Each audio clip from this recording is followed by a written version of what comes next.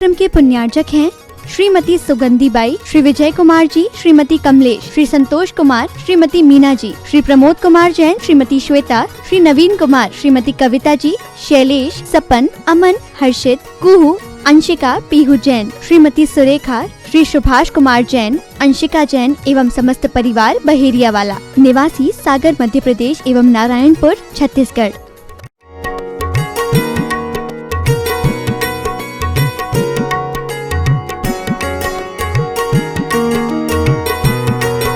घट गई। अब घर के अंदर की मानस शुद्धि खत्म। गृहस्थी का तप है बंधुओं, जिसके साथ रहिए, पूरे विश्वास के साथ रहिए। आपको अपने पुत्र के ऊपर विश्वास नहीं है, क्यों पैदा किया था पूछ लूं मैं आपसे? अरे महाराज क्या सोच के रखा था, लेकिन बिल्कुल भी विश्वास पात्र नहीं है। तो आप पुत्र को भी ऐसे मन के अंदर विश्वास अविश्वास पैदा होगा। पुत्र भी सोचता होगा ये पिताजी ना मेरे किसी काम नहीं आने वाले हैं, तो मैं अपना हाथ खुद तैयार कर लेता हूं। एक बार घर के अंदर एक व्यक्ति की मानस शुद्धि पे कीड़ा लगा और धीरे धीरे करके जैसे एक सड़े पान के पत्ते से पूरे पान की डलियां सड़ जाती है, एक व्यक्ति की मानस अशुद्धि के कारण पूरे के पूरे परिवार के अंदर क्रोध कसाय होकर के कब डिवाइडेशन हो जाता है, कब बंटवारे हो जाते हैं। और इन्हीं का परिणाम है बंधुओं कि 20-20, 25-25 करोड़ रुपए लेकर के लोग अलग हो जाते हैं और छोटे भाई भीख मांगता रहता, ठेला लगाता रहता है, उसको पैसा तक नहीं दिया जाता। क्यों? ये मेरे किसी काम का नहीं है। एक पेट का जाया है और तुम्हारे किसी काम का नहीं है। तुम इतने कैसे बिगड़ गए? क्योंकि तुमको किसी ने बताया नहीं कि गृहस्थी में रह करके भी कोई तप किया जाता है।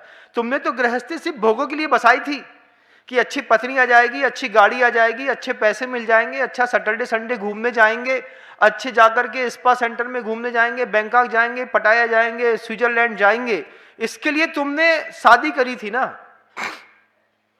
तुमने विवाह ये सोच करके तो कभी करा ही नहीं कि गृहस्थी का तप होता है, धर्म की संस्कृति बढ़ानी पड़ती है, दया क्षमा सिखानी पड़ती है, साधु संगति में रह करके बच्चे को साधु जैसा जीवन देना पड़ता है।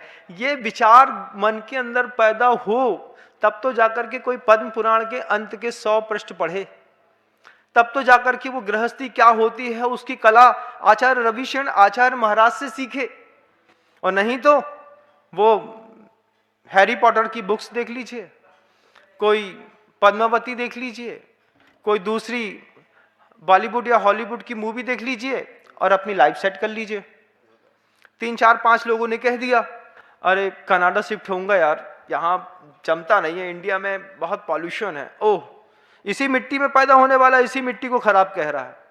और फिर धीरे से उठ करके यहाँ से अमेरिका चले जाते हैं, एम्ब्रॉड चले जाते हैं, कनाडा चले जाते हैं, वहाँ पे रहने लगते हैं और वहाँ पे रह करके अपने ही भारत देश को नीचा दिखाने की कोशिश करते हैं बंधु। जननी जन्मभूमिश्च स्वर्गादपि गरीयसी, स्वर्ग मिल जाए उसको भी आदमी छोड़ देता है, लेकिन 2 चीजें जननी और जन्मभूमि किसी कीमत पर छोड़ी नहीं जा सकती। ये अमूल्य है। हमारे मस्तिष्क में मानस शुद्धि में ये चीज होनी चाहिए। हमारे साथ इसके साथ और भी चीज, वहां गुरुदेव कहते हैं कि सुर सुंदरी ने जब अमर कुमार को जवाब दिया कि गृहस्थ के तप में सिर्फ मानस शुद्धि ही नहीं भाव शुद्धि भी होती है, कि हम तुम्हारे प्रति घर के व्यक्ति के प्रति अच्छे भावों के साथ भोजन देना, उसकी शुश्रूषा करना, अच्छे शब्दों में बोलना, तब जाकर के गृहस्थी सफल होती है बंधुओं। लव मैरिज करने वाले जितने भी दुनिया भर के आज की डेट में जो मेरी बात को सुन रहे हैं और जिनका दुनिया में किसी भी व्यक्ति से अफेयर चल रहा है, मेल का फीमेल से या फीमेल का किसी मेल से चल रहा है, आपस में ध्यान रखिएगा, प्रेम का साइड इफेक्ट बहुत होता है।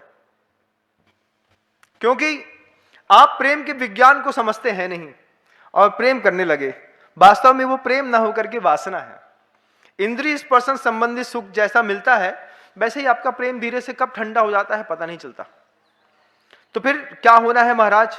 वह जिसको आप प्रेम समझ रहे हैं, उस प्रेम का साइड इफेक्ट क्या है कि आप किसी व्यक्ति से मान लीजिए प्रेम करते हैं, किसी भी व्यक्ति से आप प्रेम करते हैं, तो आपको लगता है कि हम सिर्फ उसके साथ जिंदगी जी लेंगे। उसके साथ रहने वाली जुड़ी हुई हर चीज को आपको अपने जीवन का अंग बनाना पड़ेगा। उसके फ्रेंड्स को अपना अंग बनाना पड़ेगा, उसके माता पिता को अपना अंग बनाना पड़ेगा, उसके भाई बहन को आपकी लाइफस्टाइल में शामिल करना पड़ेगा। उसका क्रोध, उसका फ्रस्ट्रेशन, उनका इल नॉलेजमेंट, उसकी लाइफ के जो भी इश्यूज हैं, सब आपको सरवाइव करने पड़ेंगे। इतनी सारी चीजें जब आप सरवाइव करेंगे तब जाकर के आपको 15 मिनट के लिए उस व्यक्ति से प्रेम मिलेगा। अब प्रेम घाटे का सौदा है कि फायदे का, आप समझ लीजिए। क्या है महाराज? तो फिर महाराज क्या प्रेम नहीं करना चाहिए? प्रेम दीवालों को चाटने का नाम नहीं है, मैं तो ये समझता हूं। प्रेम तो उस चीज का नाम है कि चातक पंछी अपना बच्चा पैदा करता है और 1000 किलोमीटर दूर चला जाता है और स्मरण मात्र से सोचता बस है कि मेरा बच्चा उस अंडे से बाहर निकल रहा होगा, और उस सोचे हुए प्रेम का कमाल रहता है कि यहां पर वो अंडा पुष्पित फलवित होकर के उसमें से चातक बाहर निकल जाता है। मुर्गी अपने अंडे के ऊपर बैठ करके अंडा सेकती है, लेकिन चातक पंछी सिर्फ स्मरण मात्र से अपने अंडे को विकसित करने की कला जानता है। जब तक आपके अंदर ऐसी कला विकसित न हो, प्रेम के चक्कर में मत फंसियो भैया। दिखता कुछ है, होता कुछ है, हाथ में आता कुछ है और आदमी जाता कहीं और है इस प्रेम के चक्कर में। आम से प्रेम किया तो शुभम चक्रवर्ती नरक चला गया। किसी स्त्री से प्रेम किया तो रावण की ऐसी दुर्गति हुई कि आज भी इतिहास गवाह है। प्रेम ने अच्छे का बंटधार किया है, क्योंकि प्रेम को समझे बिना प्रेम को करने का हमने दुस्साहस किया। प्रेम कैसा हो?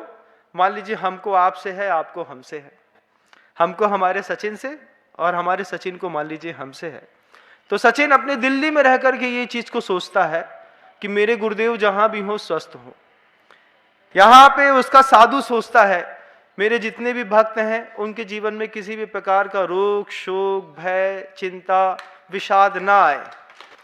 हम एक दूसरे से मिले या ना मिले, लेकिन एक दूसरे के उज्जवल भविष्य की कामना करें। इसका नाम प्रेम है बंधु। ये मानस शुद्धि। दीवालों को चाटने से प्रेम नहीं होता। सुरसुंदरी ने अमर कुमार को जब ऐसी बात कही, अमर कुमार का दिल खुल के खिल गया। अमर कुमार सोचता है क्या हीरा पाया है, इसमें कहीं से भी थोड़ा भी तराशने की जरूरत नहीं है। इसकी वैचारिक शुद्धि, वैचारिक भाव कितने गजब के हैं। अमर कुमार एक तीसरा प्रश्न और पूछ लेता है। अमर कुमार पूछता है पति पत्नी कौन से अच्छे होते हैं? कौन सा पति अच्छा होता है और कौन सी पत्नी अच्छी होती है इस संसार में? सुरसुंदरी का पहला विवाह और पहले विवाह के साथ जब ये प्रश्न खड़ा हुआ कि पति पत्नी कौन से अच्छे होते हैं, कौन सी पत्नी अच्छी होती है, कौन सा पति अच्छा होता है, सुरसुंदरी ने एक सेकंड नहीं लगाया, तुरंत बोलती है जो भक्ति करने में सहयोग प्रदान करे वो पति अच्छा। क्या गजब की बात कह दी। पत्नी पति से कहती है कि संसार में दिखने वाली हर चीज तो आप दे देंगे, लेकिन भक्ति दिखने वाली चीज नहीं है। भक्ति करने में जो सहयोग प्रदान करे वो पति अच्छा। और यहां पर कहते हैं कि पूरक और प्रेरक बनकर के जो जिए वो पत्नी अच्छी। पत्नी कैसी अच्छी कि मनुष्य में मान लीजिए किसी भी पुरुष का दुकान में, व्यवसाय में, संसार में रहते हुए बहुत ज्यादा फ्रस्ट्रेट हो गया, क्रोध आ गया, कसाई आ गई, तब उसको प्रेरणा देने का काम पत्नी करती है। जैसे रावण को मंदोदरी समझाती थी बात बात पे, स्वामी सीता छोड़ दीजिए, वो सती है, उसको हाथ मत लगाइए, गड़बड़ हो जाएगा, अनर्थ हो जाएगा। मंदोदरी ने बार बार रावण को समझाया, प्रेरणा दी, रावण नहीं माना, उसकी पूरक बन के रही। विभीषण ने छोड़ दिया, ईमानदारी के साथ राम के साथ जाकर के खड़े हो गए, लेकिन मंदोदरी पूरक बनकर के रावण के पीछे चुपचाप खड़ी रही कि मैं क्या करूं, आप अनीति करते हैं, मैं समझाती हूं, आप मानते नहीं हैं, लेकिन मैं आपकी पूरक हूं, मैं आपके साथ रहूंगी। अंतिम समय तक सिर्फ मंदोदरी ही थी जो रावण की मृत्यु सैया पर आंसू बहाती रही। आप अपने घर में एक बार चेक करिएगा, आपका पति आपको भक्ति करने में सहयोग देते हैं कि नहीं। कहीं ऐसा तो नहीं कि अष्टमी का दिन हो और महिला ने नियम ले लिया हो महाराज आज आलू प्याज खाने खिलाने का त्याग है, और उसी दिन पति जान मार के कहता है कि आज तो आलू प्याज और लहसुन की सब्जी जब तक रात में 9 बजे नहीं बनाओगी तब तक ना हम जिएंगे ना तुमको जीने देंगे। धिक्कार है ऐसे पतियों के ऊपर जो अष्टमी और चतुर्दशी के दिन अपनी पत्नी का धर्म पालन नहीं करवा पाते। पत्नी ने अष्टमी के दिन एकासन किया है, तुमको इतनी लज्जा नहीं आती कि पत्नी को एक दिन आलू प्याज बनाने के लिए छोड़ दो, एक दिन उससे कहो कि बेटा हाँ ठीक है, चलो आज तुम्हारी अष्टमी है ना, आज तुम्हारी अष्टमी के चक्कर में चलो मैं भी तपस्या कर लेता हूँ, आज आलू प्याज नहीं खाऊंगा, तुमने लौकी बनाई थी लौकी खा लेता हूँ। लेकिन कुछ हैं ऐसे लोग जो पत्नी की भक्ति में भी सहयोग नहीं करते, खुद तो करते ही नहीं है, खुद करेंगे भी नहीं, क्योंकि उनको तो नरक जाना ही है, लेकिन पत्नी को भी करने में सहयोग नहीं प्रदान करते। धिक्कार है दुनिया के ऐसे सारे पतियों के ऊपर। क्यों बने तुम, उसका सहयोग क्यों लिया? अमर कुमार और सुर सुंदरी के जब ऐसे पवित्रतम संवाद हो गए, रात कब गुजर गई पता नहीं चला। सुबह सो करके दोनों जन गाढ़ निद्रा से उठे, देव दर्शन, गुरुपाद पूजन। फिर अमर कुमार कहता है कि गजब की है तुम्हारे गुरु की महिमा। सुर सुंदरी, रात्रि इतनी सुंदर बीती कि मैं सुन करके देख करके आश्चर्यचकित हो गया। आज भी कहना चाहता हूं कि जिसने दुनिया में भगवान की महिमा नहीं जानी और गुरु की महिमा नहीं जानी, दुनिया में जो कुछ दिखाई दे भी रहा है उसकी महिमा जानकर भी तुम कितने दिन जिंदा रह लोगे। जब कभी भी किसी का भी टेस्ट करिए, आप किसी भी घर की बेटी देखने जा रहे हैं, आप उससे पूछते हैं बेटा कहाँ तक पढ़ी हो, क्या पढ़ी हो, क्या फ्रेंड सर्किल है, क्या चॉइसेस है, कौन से ऑथर की बुक पढ़ती हो, कौन सा नावल पसंद है, घूमने कहाँ जाना पसंद है। ये सब फालतू की दकियानूसी बातें हैं, इनसे कुछ नहीं होता। जाते ही साथ पूछना चाहिए बेटा अच्छा बताओ 5 दुनिया के सबसे बड़े धुरंधर 5 आचार्य महाराज का नाम बताओ। परीक्षा ऐसे की जाती है, 5 सिद्ध क्षेत्र का नाम बताओ, 5 अस्य क्षेत्र का नाम बताओ। आज वर्तमान स्थिति में दिगंबर जैन शासन में सबसे छोटा साधु कौन है जो अभी दीक्षित हुआ, उसका नाम बताओ।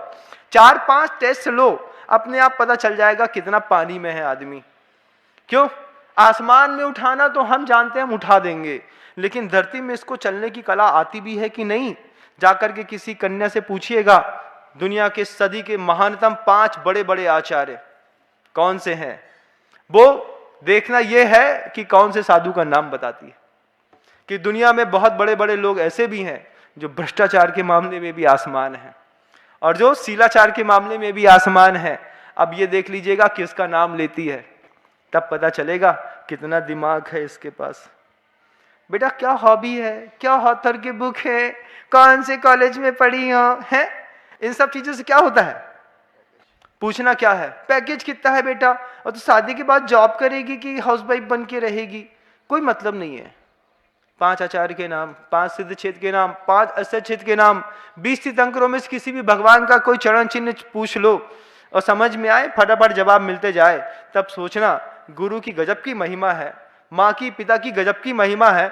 जितना मार्कशीट में पढ़ाया है उतना ही माइंड की बैलेंस शीट में भी पढ़ा करके तैयार किया है। ये कन्या तो हमारे घर का हीरा है, इसको तो हम अपने घर में लेके जाएंगे, और शादी संबंध पक्के कर दिए जाते हैं। यहाँ पर हॉबी पूछते हैं, वो बड़ी कॉलेज का होटल पे लेके जाते हैं, होटल में जाकर के पूछते हैं, अब देखते हैं कैसे खाती है, छुरी कांटा से खाती है कि नहीं खाती, चपास्टिक से खाती है नहीं खाती। अरे भैया हाथ से खाने में बुराई क्या है? नहीं नहीं, नेल्स इतने बड़े हैं कि वो हाथ से खाएंगे तो नाखून मुंह के अंदर घुस जाएगा, इस चक्कर में चम्मच चाहिए। पतिव्रता मैली भली, गले कांच की पोत, सब सखियन में यो दिखे जो चकमक में जोत। पतिव्रता हो, साड़ी थोड़ी मैली हो चलेगी, बहुत सुंदरता है संसार की। अमर कुमार सुर सुंदरी से सुबह सोकर के उठ करके बोलता है, सुर सुंदरी रात में तुमने मेरा हृदय जीत लिया, तुम्हारे जवाब सवाल ने मेरे हृदय के अंदर ऐसा स्थान बनाया है कि मैं धन्य हो गया तुम जैसी पत्नी को पाकर के। और धीरे से पति पत्नी दोनों अपने राजकाज में व्यस्त हो गए। चूंकि सुरसुंदरी राजपुत्री थी, महाराज रिपुमर्दन की कन्या थी, रति सुंदरी की बेटी थी, और अमर कुमार एक वैश्य पुत्र थे जिनके यहाँ बहुत बड़े बड़े व्यवसाय हुआ करते थे, नगर श्रेष्ठी थे। पिता ने धीरे से अमर कुमार से कहा कि बंदरगाह पर हीरे मोती माणिक जवाहरात से लदे हुए कई जहाज आए हैं, तुम जाकर के उन जहाज से सामान उतरवा करके और सुरक्षित राजमहल तक अपने घर तक ले आओ। और अमर कुमार अपने पिता के पूरे सामान को जहाज को लेने के लिए यहां से वहां चले गए। समुद्र तक जाकर के पहुंचे, बंदरगाह पे जाकर के देखा बहुत बड़े बड़े जहाज खड़े थे, उन जहाजों पे बड़े बड़े बक्से रखे हुए थे, ठीक वैसे ही जैसे आज के बड़े बड़े जहाजों में आपके यहां कंटेनर रखे रहते। एक बक्सा खोला, लाख से पैक था, सील बंद था, माणिक माणिक, एक में मोती, एक में पन्ना, एक में हीरा, एक में जवाहरात, एक में रत्न, एक में बड़ी अच्छी कलाकृतियां, कहीं की तलवारें, कहीं की कुछ और शस्त्र। देख करके अमर कुमार का मन खुश हो गया। अमर कुमार सोचता है पिता का व्यवसाय कितना समृद्ध है, कितना जबरदस्त पिता व्यवसाय करते हैं। और जितने भी जहाज में आने वाले लोग थे वे सब, जैसे सेठ का लड़का सेठ कहलाता है, क्या दुकान में सेठ जी बैठे हो नहीं बैठे हो, लड़का छोटा सा है वो भी सेठ जी सेठ जी सेठ जी के नाम से बंधा जाता है। क्यों? गद्दी में बैठता है, आज नहीं तो कल मालिक यही बनेगा। ऐसे ही जैसे ही बंदरगाह में जहाज के ऊपर अमर कुमार चढ़े, सब लोगों ने प्रणाम श्रेष्ठी प्रणाम श्रेष्ठी प्रणाम श्रेष्ठी करते हुए अमर कुमार को नमस्कार किया। अमर कुमार फूले न समाये, हमारे पापा की संपत्ति बहुत है, लेकिन वो लड़का भी किस काम का है जो बाप की संपत्ति पे इतलाता है। हमारे पापा के पास 50 एकड़ जमीन है, तुमका जानत। अरे क्यों फैल रहे हो भाई, तुम्हारे पापा की है, तुम्हारा क्या है? हमारे पापा की है मतलब हमारी है। ये गर्व में रहना बंद कर देना चाहिए। पिता का भी कर्तव्य बनता है कि बच्चों को अच्छी शिक्षा दे दें, लेकिन संपत्ति न दें। ज्ञान संपत्ति दे दो, धन संपत्ति ओवर ईटिंग वाली दे दी तो बच्चे बेचारे खराब होना शुरू हो जाते हैं। अमर कुमार फूला नहीं समाया ये देख करके कि पिता की इतनी संपत्ति है, बड़े बड़े बैलगाड़ियों में, बड़े बड़े घोड़ों के ऊपर, ऊंट के ऊपर पूरी संपत्ति ला करके अमर कुमार जैसे ही दरवाजे पर पहुंचे, मां ने टीका लगा करके देखा कि पीछे करीब 800 से ज्यादा ऊंटों पर अमर कुमार संपत्ति लेकर के आए हैं। मां अमर कुमार को अंदर करती है। सुरसुंदरी बहुत दूर से देख लेती है कि 20 दिन की यात्रा के बाद अमर कुमार वापस घर में आ गए हैं। सुंदरी के मन के अंदर कुछ विशेष प्रकार का भाव पति को बहुत दिनों बाद देखने पर जैसे पत्नी के अंदर पैदा होता है। कैसा पैदा होता है? कैसा पैदा होता है महाराज, हम क्या जाने। वैसे ही है कि घर के अंदर महिला खाना बनाती रहती है और 15-12 दिन के तगादे के बाद, वसूली करने के बाद, देशांतर में व्यवसाय करने के बाद धीरे से एक आवाज बस आती है, गोलू की मम्मी है, कहाँ है? इतने में पति वहीं पर देखे मुस्कुरा देती है, जी आ गए। अब क्या है, अभी मिलना नहीं हुआ, अभी देखा भी नहीं है, सिर्फ आवाज सुनने पर जो अंदर स्त्री को सुकून मिलता है कि 15 दिन बाद मेरा पति वापिस आ गया है। अब क्या करें, तो क्या रोटी छोड़ करके उसका मुंह देखें? इतनी तो लज्जा रखनी पड़ती है। धीरे से बोलती, देखो तुम्हारे बड़े भैया आ गए हैं, जा करके कपड़े वगैरह दे दो, हम उनके लिए खाना बना देते हैं।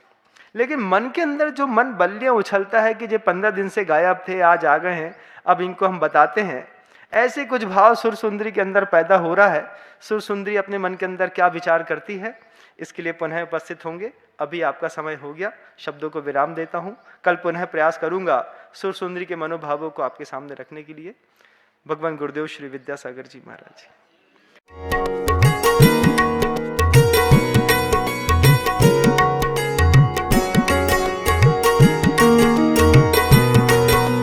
इस कार्यक्रम के पुण्यार्चक थे श्रीमती सुगंधी बाई, श्री विजय कुमार जी, श्रीमती कमलेश, श्री संतोष कुमार, श्रीमती मीना जी, श्री प्रमोद कुमार जैन, श्रीमती श्वेता, श्री नवीन कुमार, श्रीमती कविता जी, शैलेश, सपन, अमन, हर्षित, कुहू, अंशिका, पीहू जैन, श्रीमती सुरेखा, श्री सुभाष कुमार जैन, अंशिका जैन एवं समस्त परिवार बहेरिया वाला, निवासी सागर मध्य प्रदेश एवं नारायणपुर छत्तीसगढ़।